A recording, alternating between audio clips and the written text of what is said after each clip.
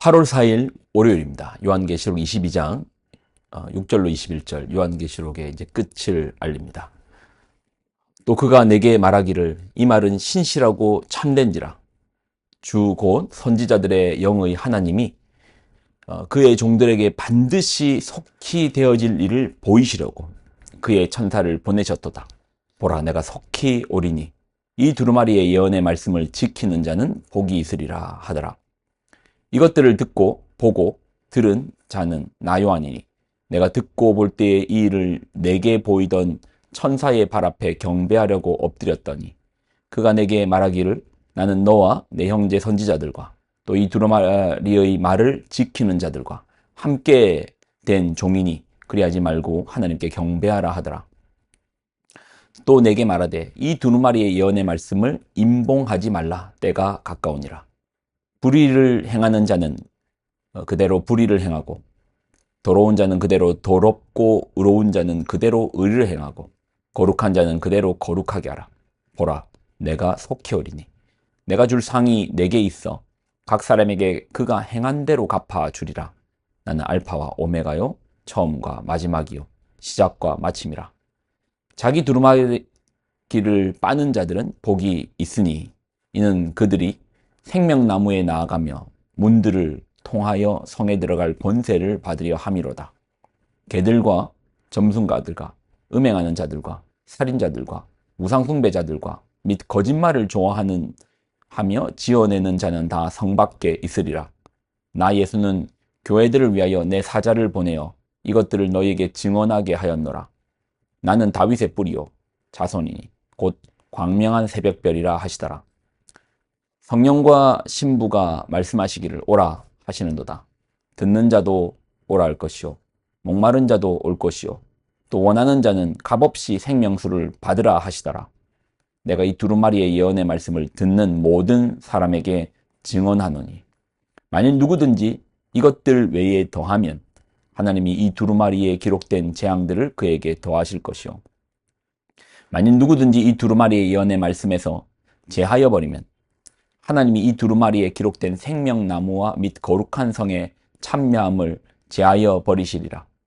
이것들을 증언하신 이가 이르시되 내가 진실로 속히 오리라 하시거늘 아멘. 주 예수여 오시옵소서.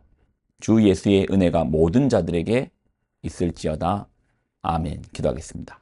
하나님, 계시록을 통하여서 우리에게 주신 말씀을 마음에 깊이 새기고 주님의 오시는 그날을 속히 오시리라 약속하신 그 말씀을 마음에 새기고 주님의 오심을 기다리게 하여 주옵소서. 영광을 드립니다. 예수님의 이름으로 기도드립나이다. 아멘.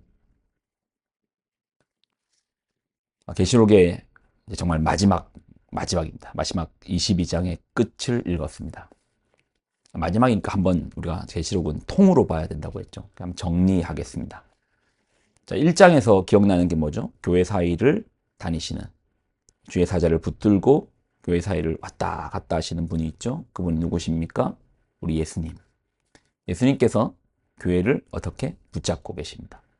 그리고 예수님께서 주의 사자들을 붙잡고 계십니다. 그리고 2장, 3장은 이 교회 사이에 다니시는 예수님께서 교회의 머리가 되시고 교회에 대하여 책망하시고 칭찬하신 그 7교회를 나옵니다. 우리는 이 책망과 칭찬 사이에서 우리에게 주신 하나님 말씀을 붙잡아야 되는 거예요. 또 약속도 붙잡아야 됩니다. 자, 그리고 이제 계시록 4장은 1장에서 3장까지의 내용이 땅, 반모에서 요한이 계시로 받은 말씀이라면 4장은 요한이 하늘의 열린 문을 보고 하나님의 인도하심으로 하늘 위로 올라가는 거예요. 그리고 4장에서 하늘에서 펼쳐지는 장관을 보는데 보좌가 보입니다. 그 보좌에 누가 계시죠? 하나님이 계시는 거예요. 그리고 하늘에서 펼쳐지는 예배에 참여하게 됩니다. 자, 그리고 5장은요. 하나님의 오른손에 포커스를 두는데 그 오른손에 뭐가 있습니까? 봉인된 7인으로 봉인된 두루마리가 있습니다. 이 두루마리가 누구에게 전달되죠? 이미 죽었다 살아나신 예수님께 전달됩니다. 이 두루마리의 의미가 뭐라고 했습니까? 그러니까 왕의 일종의 이제 칙령 같은 건데, 그러니까 전쟁을 왕이 선포하거나 또 평화를 선포할 때 왕의 칙령이 있지 않습니까? 이 두루마리가 전달된 겁니다. 최후의 심판에 하나님의 말씀, 명령이 전달되는 것입니다. 자, 그리고 이제 실행되는데 그 내용이 이제 6장부터. 계시록에는 총 3번의 심판이 있댔죠. 인, 나팔, 대접. 이거 외우셔야 돼요. 인, 나팔, 대접. 6장은 인심판. 그리고 6장 말미에 이 환난에서 누가 견딜 수 있겠습니까? 라고 하거든요. 그러니까 7장에서 하나님께서 심판을 잠깐 멈추시고 하나님의 인을 찍어줘요. 도장을 찍어줍니다. 누구에게요? 14만 4천 명에게. 하나님의 사람들에게 도장을 찍어줘서 이 환난을 견딜 수 있는 힘을 주시는 거예요. 자, 8장은 나팔이니까 8장은 나팔. 자, 8장과 9장 나팔 심판. 자, 그리고 이제 10장과 11장, 이제 나팔 심판이 이제 8, 9장이니까 10장과 11장은 마지막 나팔이 불리기 전에, 마지막 나팔이 불리고 나면 더 이상 회개의 기회가 없고 돌이킬 기회가 없습니다. 그러게 하기 전에 뭐 해야 되죠? 마지막으로 전도해야죠. 그래서 10장과 11장을 통해서 마지막, 그래서 요한에게는 그 말씀을 먹고 전하라. 그리고 두 증인을 불러서 하나님의 말씀을 전하라. 그리고 이제 11장 말미에 마지막 나팔이 빠밤하고 불립니다.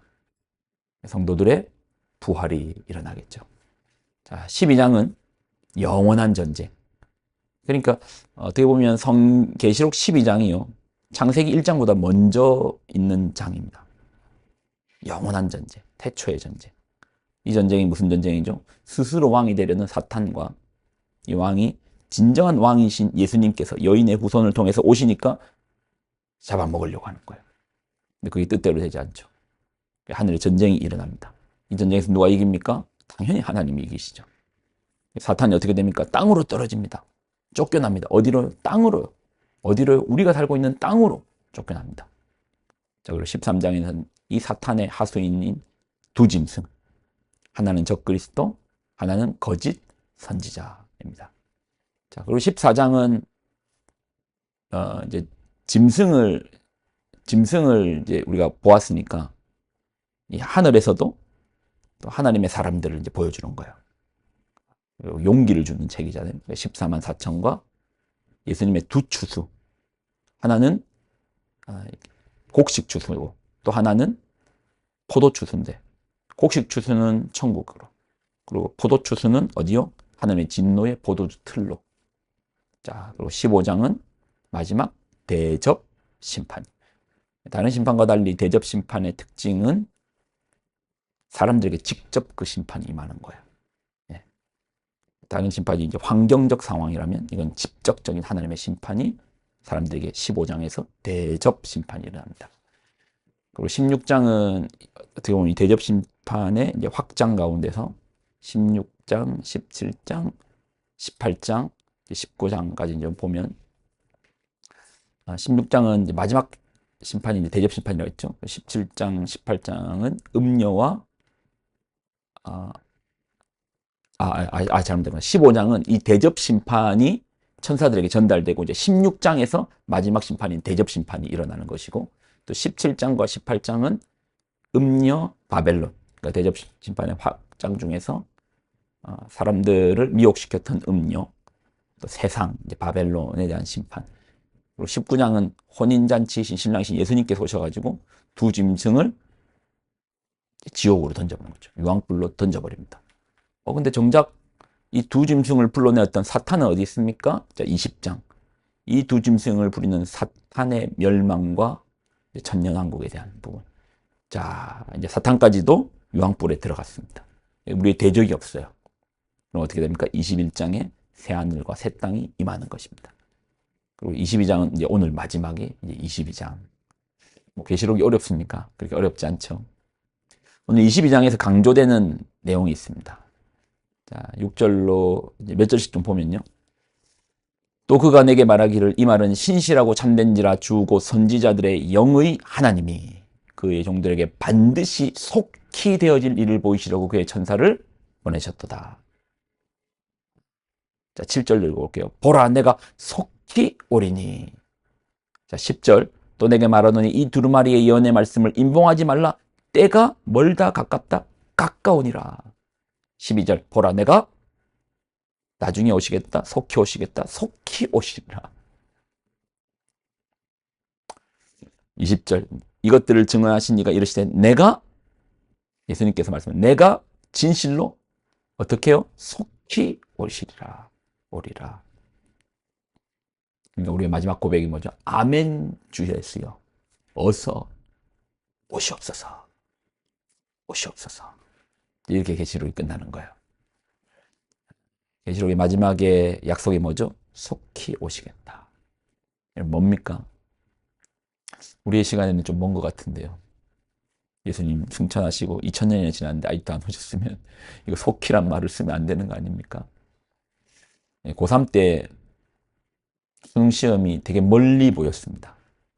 3월에 학기가 시작되고 4월 한 달간은 막 고3이라는 마음에 이를 갈면서 공부를 하고 한 4월달, 5월달 정도 되면 좀 지쳐요. 빨리 11월 돼서 수능 시험을 쳐야 되는데 멀리 있는 것 같습니다. 근데 인생의 이제 전체적인 시간 속에서 보면 아주 짧은 시간이었죠. 컵라면 먹기 전에 3분 긴 것 같습니다. 익었나 안 익었나 뚜껑 열어보고 막 그러죠. 멀지 않습니다. 우리 주님께서 속히 오신다고 약속하셨습니다. 우리 마음은 어떤 마음으로 살아야 되죠? 주님의 약속을 믿고 속히 오리라. 때가 멀지 않다. 우리는 어떻게 하고 있어야 됩니까? 그 주님의 오심을 기다리고 믿음으로 기다리고 속히 오시는 주님 앞에서 어서 오시옵소서 준비하는 자세로 살아내는 저와 여러분 되시기를 소망합니다. 기도하겠습니다. 속히 오리라 약속하신 주님을 기다립니다. 주님 어서 오시옵소서. 영광을 드립니다. 예수님의 이름으로 기도드립나이다. 아멘.